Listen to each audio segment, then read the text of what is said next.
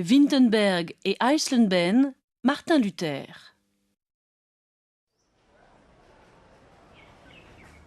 C'est à Wittenberg, dans le nord-est de l'Allemagne, qu'en octobre 1517, un ancien moine du nom de Martin Luther cloua un document sur une porte d'église et lança ainsi le mouvement qui devint la Réforme.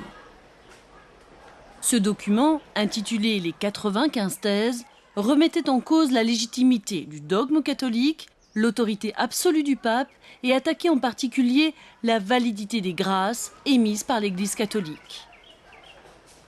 À cette époque, si l'on voulait être pardonné de ses péchés, on pouvait acheter à l'Église un document officiel intitulé une indulgence. Le document offrait à l'acheteur l'absolution pour tous les péchés qu'il avait commis.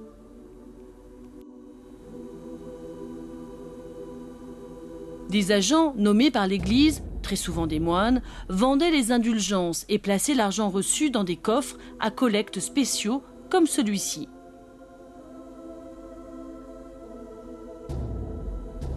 Plus un moine vendait des indulgences, plus il était respecté.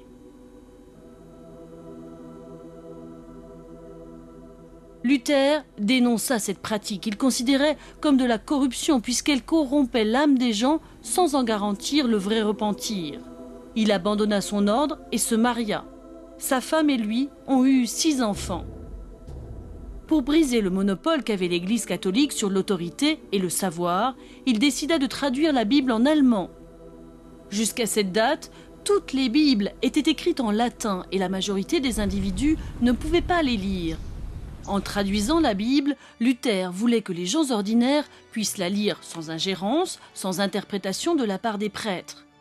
La version allemande a été publiée en 1534. Elle est composée de plusieurs hymnes qui ont été rassemblés et imprimés. Le pape Léon X l'a excommunié pour ses actes de défi, mais la réforme se poursuivit ainsi que les débuts de l'Église protestante. Finalement, Luther alla s'installer à Eisleben. Il y est mort paisiblement dans son propre lit à l'âge de 62 ans. Sa statue se dresse toujours au centre de Wittenberg.